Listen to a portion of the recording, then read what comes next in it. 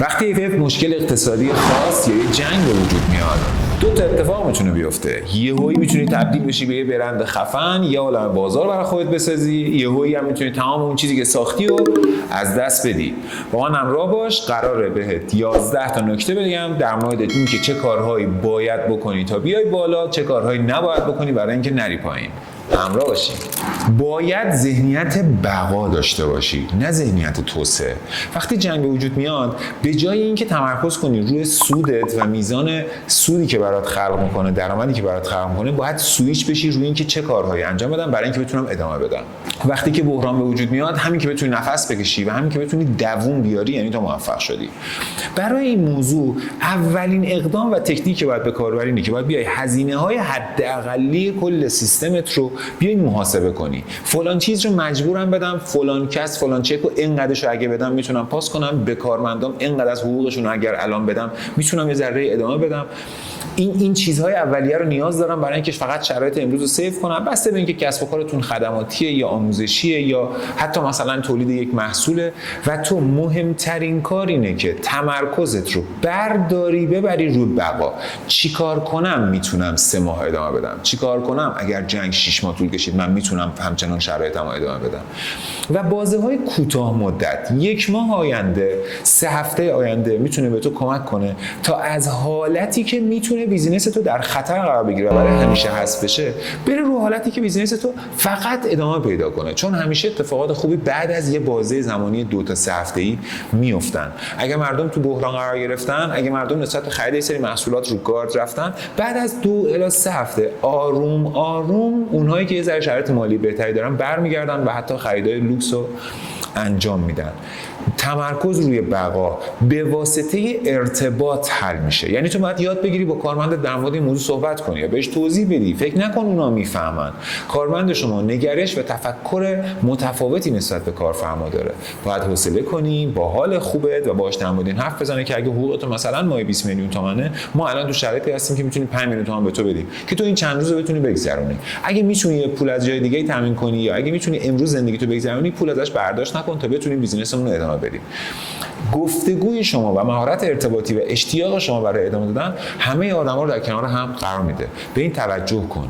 بحران‌ها موجب میشن آدما به هم نزدیکتر بشن. چون آدما از نزدیکتر شدن به هم میزان اعتماد و حس بهتری تو خودشون به وجود میارن. باید نیازهای بازار رو تشخیص بدی و خودت باهاش تطبیق بدی. یعنی چی؟ یعنی اینکه به جای اینکه بیای بری همون الگوی گذشته تو به زور تکرار کنی، بپذیری که مردم تو جنگ پول خرج میکنن ولی برای چیزهای متفاوتی پول خرج میکنن، برای چیزهایی که احساسات درونشون رو تحریک میکنه.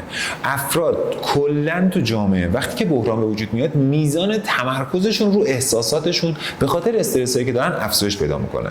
مثلا یه خانومی تو اصفهان یه سری تزیینی‌های دستساز میساخت.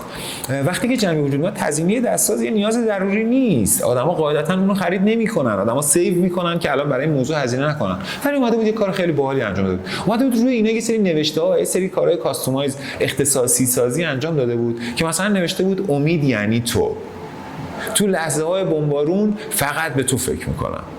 و موجب شده بود به وسیله جملات احساسی که شکل داده، آدم‌ها اونو بخرن و پارتنرشون هدیه بدن، آدم‌ها اونو بخرن به خانواده‌شون هدیه بدن، آدم‌ها اونو بخرن و یه جمله امیدبخش ببرن بزنن تو خونه‌شون.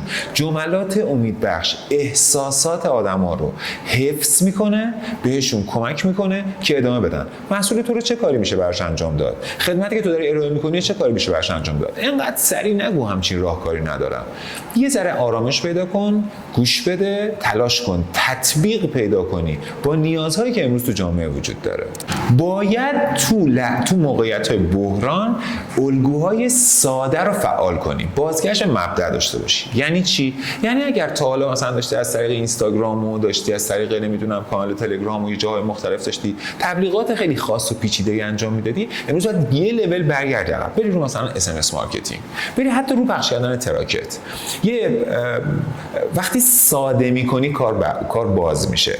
یه کتاب کودکی، فروشگاه کتاب کودک تو یزد یه کار جالبی انجام داده بود. اومده بود شروع کرد با موبایل شخصی، چون اس‌ام‌اس‌های تبلیغاتی رو دولت محدود کرده بود و یه عالمه اختلال تو اینترنت به وجود اومده بود به مشتریای یزدیش با موبایل شخصی به دونه دونه‌شون SMS داده بود که لطفاً مراقب بچه‌هاتون باشین، ما عاشقشونیم. وقتی من این جمله رو میگم مو تمام سیخ میشه. حالا شما تصور کنید این پیام رو مادر یک کودکی دریافت کرده، پدر یک بچه دریافت کرده و اتفاقی که افتاد اون کتاب فروشی کودک بر اساس الگوی قبلی که در موردش صحبت کردیم که شروع کنید به تطبیق دادن، رفت سری یه سری مقالات و یه سری کتابا و یه سری موضوعاتی در مورد این که تو زمانهای بحران با کودکتون باید چه رفتاری کنید، چجوری اونها رو تربیت کنید اومد به کتاب فروشیش اضافه کرد. اون پدر مادره فقط واسطه دریافت اون SMS ها تو مغازه میومدن برای بچه‌هاشون و سرگرم کردن بچه‌هاشون کتاب می‌خریدن، برای اینکه بچه‌شون چجوری تربیت کنن. یه سری کتابای سیمی چاپ شده بود که اونجا PDF ها رو براشون پرینت کرده بود و اونا رو داشت میفروخت و این موجب شده بود که این کتاب فروشی 60% نسبت به حالت عادی فروشش افزایش پیدا کنه. تو بحران برگردید به الگوهای قدیمی، به کارهای ساده دم دستی. باید ارتباطت با مشتری رو حفظ کنی. ببینید ما نباید تو این لحظات شروع کنیم معاف دادن روی این که من میخوام یه چیزی به تو بفروشم. اما مثلا یه تیم فروش داری که هر روز یه عالمه لید جدید میومده و داشتن مشتری‌ها زنگ می‌زدن مثلا، و امروز اون تیم فروش تو به خاطر اینکه اینستاگرام قطعه، تلگرام قطعه، احتمالاً در این لحظه البته وصل شده و موقعیتایی که شما دارین برای اینکه دسترسی ندارین به تولید لیدتون، به اون موتور تولید لیدتون تو حالت عادی، کال سنترت بیکاره. بیکاری کن. به مشتری قبلی به ترتیب اولویتشون زنگ بزن، احوال پرسی. سلام آقای موسوی، حالتون چطوره؟ کجایین؟ موندین تهران، رفتین؟ اینو چیکار کردین؟ اون چیکار کردین؟ شما فلان جایین.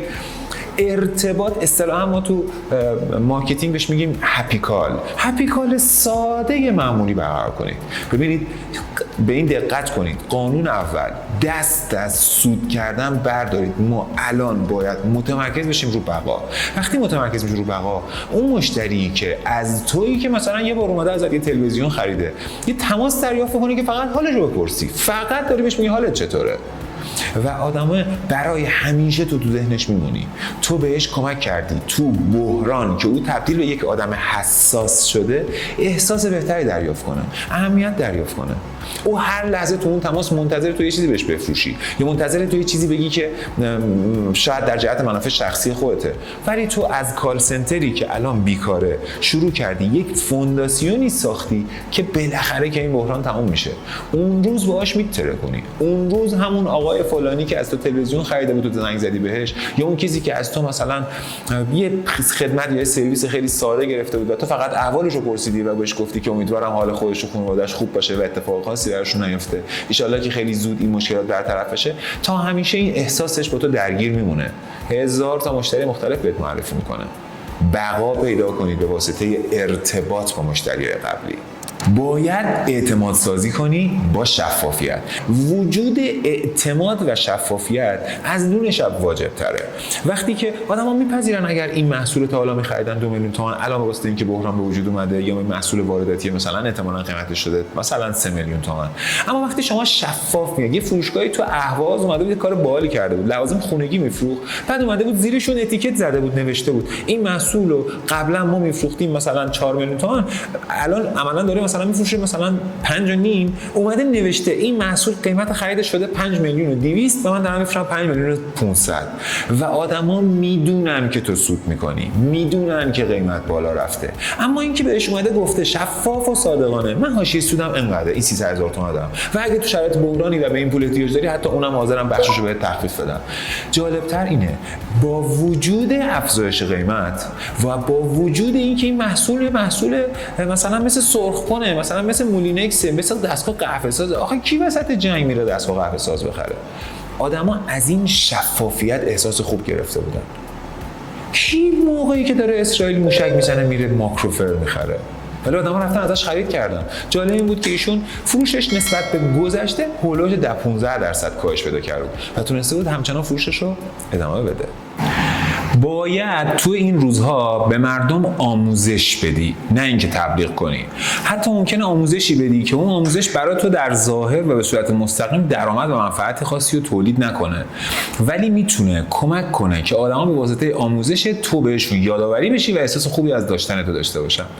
یه موبایل فروشی شروع کرد یه موبایل فروشی تو اهواز شروع کرد واسطه به وجود اومدن این بحران یه کار ساده انجام داد.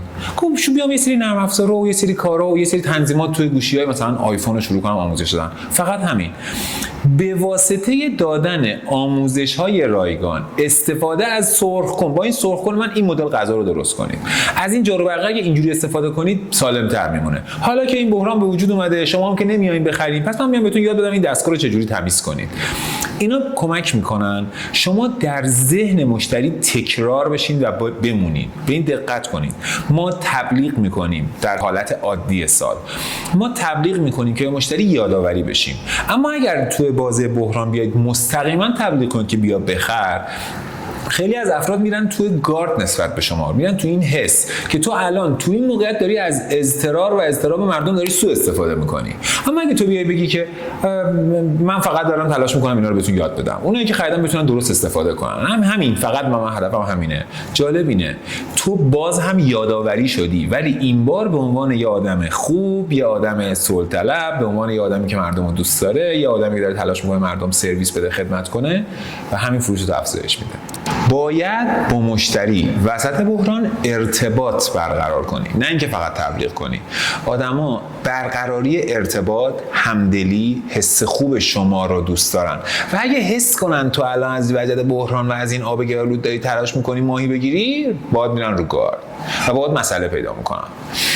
یه خانومی که تو تهران فروشگاه لباسای زنونه مثلا تابستونی و خنک و اینا داشت، اومده بود تقریبا 24 ساعت 48 ساعت بعد از اولین حمله اومده بود به تمام مشتریاش پیام داده بود که امیدوارم که سالم و سلامت باشین، حالتون خوب باشه و اگه نیاز بود من حتی میتونید به من زنگ بزنید، اگه دلتون گرفته میتونید زنگ بزنید با من صحبت کنید، یه همچین چیزی.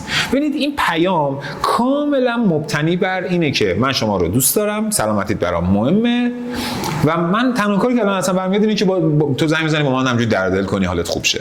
چون که یه خانومه، چون که داره به خانوما میفروشه، این ارتباطه میتونه ارتباط همدلانه‌ای باشه. جالب این بود که وقتی که در واقع اکثر خیلی از افراد تو تهران تصمیم گرفتن که تهران رو تخلیه کنن و خب خیلی تعداد زیادی از افراد به شمال رفتن، پس یه عالمه از آدم‌ها گفتن که ما الان فرصت خوبیه که راستی این خانومه بریم ازش لباسی فلان شما لباس نداریم و رفتن ازش لباس خریدن.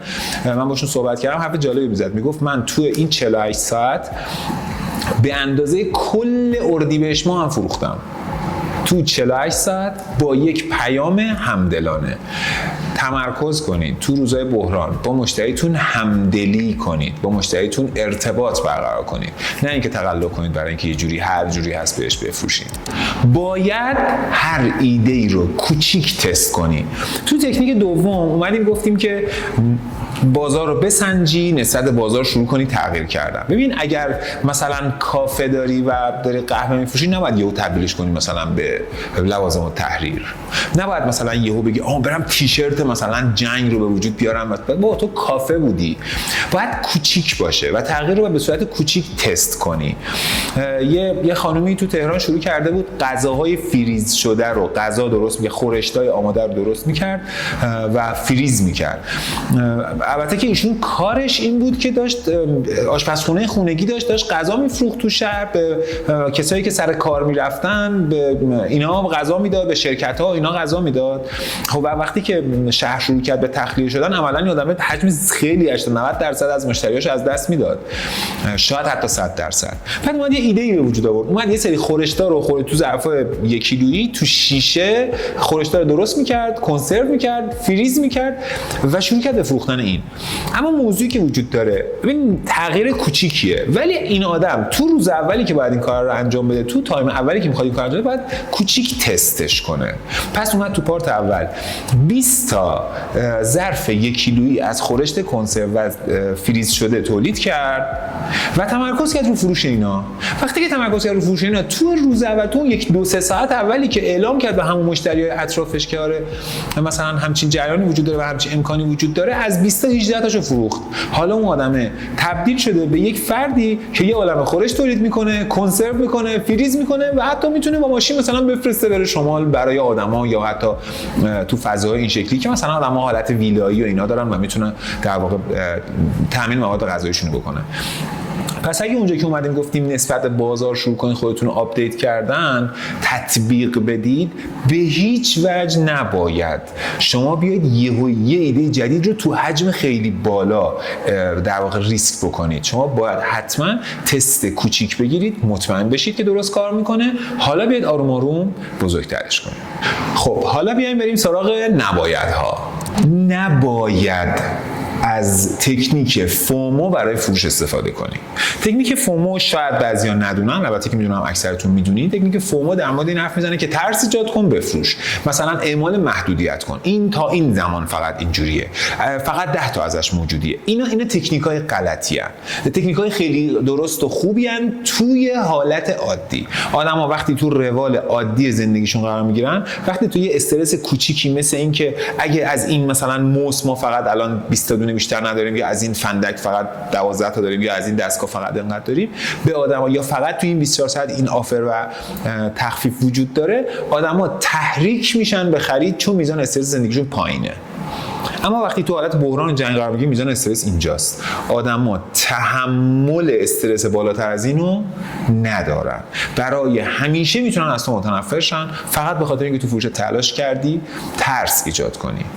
به جای اینکه ترس ایجاد کنی، بیا در مورد این حرف بزن که کاملا همدلانه من دوست دارم این سرویس رو به شما بدم، این امکان رو امروز در اختیارم وجود داره. نباید مدام خودتو با گذشته و بیزینس تو با گذشته مقایسه کنی. ببین به این موضوع توجه کن. اگه بیزینس تو در حال رشد بوده، حالا یه بحران مثل جنگ به وجود اومده، این نمودار ریزش کرده، وقتی که بحران که بالاخره تموم میشه، بالاخره که این جنگ تموم میشه، بالاخره که این اپیدمی تموم میشه، اونجایی که تموم میشه ناخودآگاه اگر رفتارت اینجا قرضنانه نبوده باشه، حالت بد نشده باشه، دوباره برمیگردی ادامه نمودار قبلی تو رشد میکنی.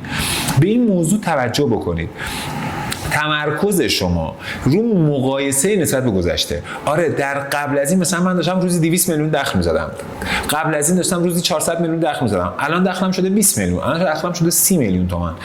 این توجه به این موضوع میتونه اینقدر حال شما رو بد کنه که شما رفتارهایی انجام بدی، اقداماتی انجام بدی که بیزینس تو برای همیشه از بین ببره. یه خواهش دارم، توی بحران فقط و فقط باید دووم بیاری. همین. فقط و فقط باید تمرکز کنی که دووم بیاری. دووم آوردن، ارتباط همدلانه با مشتریات میتونه تو رو تبدیل کنه به یک برند بزرگ و به اینکه آدما در مورد حرف بزنن. نباید به سلامت روان خودت و تیمت بی‌توجهی کنی. یه تیم فروشی رو من مشاور اون شرکت بودم و اونا توی این حالت که قرار گرفتن، تو اون مجموعه یه چیز عادی بود که روزی 100 تا فاکتور بزنن و به خاطر اینکه بحران به وجود اومده بود، اومدن یه کار خیلی باحال انجام دادن. اومدن تمام کارمندا رو مجبور و موظف کردن و پشت سرم شروع کردن پیگیری کردن و فشار آوردن. باید این 20 تا کارمند نفری باید 5 تا از این محصول بفروشید. اصلا شده برام به فامیلاتون بفروشید. باید برید به دوست و رفیقاتون. من نمیدونم باید الان بفروشید که چی، که 100 تای گذشتهشو دوباره به زور حفظ کنه و تو روال گذشتهش بمونه. یه اتفاق خیلی بد افتاده. اونا اگر این کارو نمی‌کردن شاید خیلی فروششون بالاتر بود. امروز فروششون امروز این آمار کاملا واقعیه. فکر می‌کنم فروششون هولوش 10 تا دونه بوده. حال همشون هم بده، تمام اون بیزینس هم به هم ریخته است، تمام اون تیم امروز پر از اضطراب و حس بد و ناراحتی و نگرانی هم. به جای این کار باید چه کاری انجام داد؟ من پیشنهاد میکنم تو بحران با تک تک بچهای مجموعتون و به صورت کلی با بچهای مجموعتون، با تیمی که دارن با شما کار میکنن جلسه برقرار کنید. جلسه معنیش این نیست که پاشیم بریم پشت میز بشینیم درای بسته چای بیاریم، نه. جلسه گاهی وقتا اینه که همه بچه‌ها رو یه لحظه بچه‌ها همه حواستون هم باشه. الان یه بحران تو کشور به وجود اومده، الان ما توی یه جنگیم و وظیفه ما تو این جنگ اینه که یه کاری رو ساده انجام بدیم، بیزینسمون رو حفظ کنیم، منبع درآمدی هممون رو حفظ کنیم و بتونیم این کسب و کار رو ادامه بدیم. اون خانم مجری موظف بود اونجا که داره اخبار میگه اینجوری انگشتش تکون بده اخبارشو بگه، اونی که مسئول موشک زدن موشکشو بزنه، اونی که پدافنده تیراندازیشو کنه، اونی که سوپرمارکت مغازه داره موظفه که مغازهشو تا آخرین لحظه باز نگه داره به خاطر تامین نیازهای مردم. و تو که صاحب مثلا یک کسب و کار مثلا ساده هستی یا یک خدماتی رو داری میفروشی یا 5 نفر آدم 10 نفر آدم دارن دور و بر تو کار میکنن و پول در میارن، موظفی کارهایی انجام بدی که آدم‌ها شغلشون از دست ندن. وقتی ارتباط برقرار می‌کنی بچه‌های مجموعه توضیح میدی، اونا به جای اینکه حس کنن تو آدم بدی هستی، احساس همدلانه تو رو دریافت می‌کنن. نگو خودشون باید بدونن، تو موظفی باهاشون در ارتباط قرار بگیری و این ارتباطه و این حس دوستانه کمک میکنه، موجب میشه یه عالمه ایده هایی به وجود میاد که آدما میترکن. بیزینس تو میتونه سالهای سال بترکونه، 10 برابر اسکیل بشه، 20 برابر میتونه بزرگ بشه. حتی من جای شما باشم این ویدیو رو به جز این یه تیکش در اختیار بچه‌ها قرار میدم یا در ارتباط با بچه‌ها قرار میدم، بشینن به این نکات رو گوش بدن و به این نکات فکر کنن. همین کمک میکنه که یه ایده های جدیدی میدن با همین تکنیکا که به وسیله اون ایده ها میتونه بیزینس تو رو بسیار بسیار تو شرایط بقا حفظ کنه و بعد از شرایط بحران موجب رشدش بشه. نباید به میزان نقدینگی بی‌توجه باشی. یه خانومی تو اصفهان یه فروشگاهی داشتن و ایشون اومده بود به خاطر اینکه می‌خواست نقدینگیشو حفظ کنه، به خاطر اینکه می‌خواست تو با وجود بحران فروشش رو حفظ کنه، اومد یه کاری انجام داد. اومد محصولش رو با یک آفر خیلی ویژه و خاص تو اسنپ پی باز کرد و یه اتفاق خیلی بد افتاد. این آدم الان جنس نداره، یه عالمه فروخته، ولی اسنپ پی به خاطر اینکه اقساطی بهش پولو برمیگردونه، در حالتی که جنس نداره پول هم نداره. مدیریت نقدینگی یعنی تو بحران با حاشیه سود کم باید بتونی پول نقد بگیری یا شرایط رو بر اساس میزان پولی که داری متعادل کنی. در مورد این صحبت کردیم که باید بشین محاسبه کنی، بگی آقا مثلا تو 2 هفته آینده یا تو هفته آینده چقدر پول واجب نیاز دارم. میزان پولهای واجبی که تو هفته آینده به نیازشون داری باید حتما به واسطه تخفیف‌ها یا ارتباطات یا تماسات یا هر روش دیگه‌ای تامین بکنی. یه وقتی جنستون رو ندین زیر قیمت بری یا جنستون ندین اقساطی بدین به خاطر اینکه میخواین ضرر نکنین. نباید تجربه مشتری رو فراموش کنید. تجربه مشتری، اون جایی که مشتری با ارتباط با شما قرار میگیره رو الان که ذره خلوت‌تر هم هستید برگردید و کنترل کنید. اون جایی که به تلفنی با مشتری حرف میزنن، اون جایی که تو اس ام اس، اون جایی که تو دایرکت، اون جایی که تو ایتا، اون جایی که تو هر شبکه اجتماعی، تو چت، تو تماس در ارتباط با مشتری قرار میگیره رو با دقت برید گوش کنید، رندوم برید چند تا از تماس‌ها رو چک کنید. چرا این حرفو میزنم؟ تجربه مشتری تو بحران، مشتری شما تبدیل شده به یه آدمی که از نظر احساسی تو فشاره، مثل یه آدم داغ دیده است. یه ذره همدلانه تر، یه ذره با حس خوب تر، یه ذره ما مثل توییم کمک میکنه که برند شما به سادگی تو قلب مشتری رسوخ کنه. منتظر پایان بحران نمون، باید پاشی بری اقدامای کوچولویی رو انجام بدی با حس خوب و تمام تمرکزت روی این تقریبا 10-12 تا نکته‌ای که خدمتتون عرض کردم باشه و معتقدم که شما لیاقت اینو دارین که بهترین بیزینس و بالاترین خفن‌ترین درآمدها رو تو بیزینس خودتون داشته باشید. من به شخصه از شما تشکر میکنم، مرسی که بیزینس میکنید، مرسی که به خانواده خودتون اهمیت میدید، مرسی که به یه سری از جوانای دور و برمون، به یه سری آدمای اطرافتون دارید روزی میرسونید، اونها هر کدومشون خانواده دارن یا آدم از بغل شما داره نون میخوره. اگه تو تا اینجا ویدیو رو دیدی قطعاً یه صاحب کسب و کاری و این برای من افتخاره که بتونم حتی در همین چند دقیقه، همین هولوش شاید فکر میکنم 1 ساعت وقت گذاشتی و این ویدیو رو دیدی و من شاید هیچ جایی نباشه یکی سی بیاد بهت بگه که من ممنونم ازت که بیزینس میکنی، چون تو وقتی بیزینس میکنی صدها نفر، هزاران نفر بغل تو زندگیشون رو میگذرونن و تو فوق العاده ای. دمت گرم، بهت افتخار میکنم. ارادت.